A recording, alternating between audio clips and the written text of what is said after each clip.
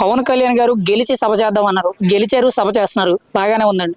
కానీ అభివృద్ధి దృష్ట్యా పవన్ కళ్యాణ్ గారు తీసుకున్న స్టాండ్ ఎలా పనిచేస్తుంది అంటారు? ఖచ్చితంగా అండి. ఆయన రాష్ట్రం కోసం, ప్రజల కోసం నిస్వార్థంగా సేవ చేయటానికి, రాష్ట్రాన్ని అభివృద్ధి చేయటానికే పదవిని కోరుకున్నారు. కానీ ఆయన ఏదో మరి వైసీపీ ప్రభుత్వంలో నాయకుల్లాగా పదవిని అడ్డు పెట్టుకొని అహంకారంగా మరి పెత్తనం జలాయించడానికి కాదు, కేవలం పనిచేయడం కోసమే పవన్ కళ్యాణ్ గారు పదవిని కోరుకోవడం జరిగింది. ఈరోజు డిప్యూటీ సీఎం హోదాలో 5 మంత్రిత్వ శాఖల్ని తీసుకొని ఆయన మరి పంచాయతీరాజ్ శాఖ అత్యంత మరి విశాలమైనటువంటి ఎంతో పెద్ద శాఖ, ఆ శాఖను తీసుకొని ఈరోజు సమర్థవంతంగా మరి 75 సంవత్సరాల స్వతంత్ర భారతంలో ఎన్నడూ లేని విధంగా ఈరోజు ఏదైతే మహాత్మా గాంధీ గారు కళ్ళగన్నారో పంచాయతీరాజ్కి స్వతంత్ర ప్రతిపత్తి ఉండాలి, మరి మరి గ్రామాలు అభివృద్ధి చెందాలి అనుకున్నారో దాన్ని ఈరోజు పవన్ కళ్యాణ్ గారు సుసాధ్యం చేస్తున్నారు. మనం చూస్తానే ఉన్నాం ఏ విధంగా పల్లెల్లో సిసి రోడ్లు కానీ, మరి గోకులం షెడ్లు కానీ, ఈరోజు ఒక పండుగ వాతావరణం పల్లెల్లో ఏర్పడిందంటే అది ఖచ్చితంగా పవన్ కళ్యాణ్ గారి కృషి ఫలితము, ఆయన పనితీరని మనం చెప్పుకోవచ్చు. సంక్షేమ పథకాలు గత ప్రభుత్వంలో జగన్మోహన్ రెడ్డి గారు బాగా ఇచ్చారు, ఇప్పుడు ఇవ్వడం లేదు. కనీసం తల్లికి వందన పథకం చెప్పారు కానీ ఇవ్వట్లేదని చెప్తున్నారు. దాని గురించి మీరేమంటారండి?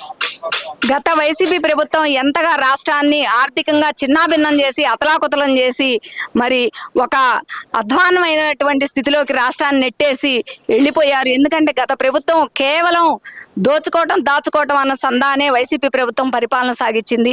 కాబట్టి మరి రాష్ట్రాన్ని గాడిలో పెట్టాలంటే కొంత సమయం అవసరమైంది. మరి రాగానే చంద్రబాబు నాయుడు గారు కానీ, కూటమి ప్రభుత్వం పవన్ కళ్యాణ్ గారు కానీ ప్రజలకు ఇచ్చిన మాట ప్రకారం వెంటనే పెన్షన్ 1000 రూపాయలకు పెంపు చేశారు. అలాగే దీపం పథకం కింద మహిళలకి ఉచిత గ్యాస్ సిలిండర్లు ఇచ్చారు. మొన్న మనం బడ్జెట్ సమావేశాల్లో మరి అన్నదాత సుఖీభవ కానీ, తల్లికి వందనం పథకాలు కూడా చంద్రబాబు నాయుడు గారు ఇవ్వడం జరిగింది. ఖచ్చితంగా పథకాలు అనేది ప్రకటించడం కాదు, వాటిని ఏ సంక్షేమం అభివృద్ధి 2 కళ్ళులాగా ఇటు రాష్ట్రాన్ని అభివృద్ధి చేసుకుంటానే సంక్షేమాన్ని కూడా ముందుకు తీసుకెళ్ళాలి.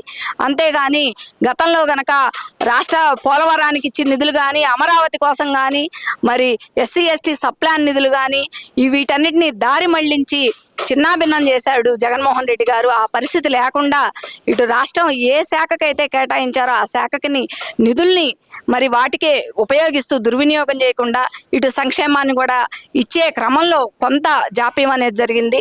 ఏదేమైనప్పటికీ ఖచ్చితంగా సూపర్ 6లో ఇచ్చిన ప్రతి 1-2 తప్ప మిగతా హామీలన్నీ ఇప్పుడు కూటమి ప్రభుత్వం నెరవేర్చిందనే చెప్పుకోవచ్చు మనం. మరి జగన్మోహన్ రెడ్డి గారు నేను చేసినంత పరిపాలన ఎవరో బాగా చేయలేదు, నేనే గొప్ప, మళ్ళీ నేనే అధికారంలోకి వస్తాను, నాకు 40% ఓట్ బ్యాంక్ ఉంది, ఇప్పుడు ఎలక్షన్ పెడితే నేను సీఎం అయిపోతానని చెప్తున్నారండి. జగన్మోహన్ రెడ్డి గారు మరి అంత చక్కగా పరిపాలిస్తే 11 సీట్లకి ప్రజలు ఎందుకు పరిమితం చేశారు? ఆయనకు ప్రతిపక్ష హోదా కూడా మరి ఈరోజు లేదు అని ఆయన గగ్గోలు పెడుతున్నారు. ప్రతిపక్ష హోదా అయినా అధికార హోదా అయినా ప్రజలు ఇస్తే వచ్చేదే కానీ అది అడుక్కుంటేనో గొడవ పెడితేనో రాదు. మరి జగన్మోహన్ రెడ్డి గారిని మనం చూస్తానే ఉన్నాము. నేను ప్రజా సమస్యల మీద గళమెత్తి ప్రశ్నించాలంటే నాకు ప్రతిపక్ష హోదా కావాలంటున్నారు.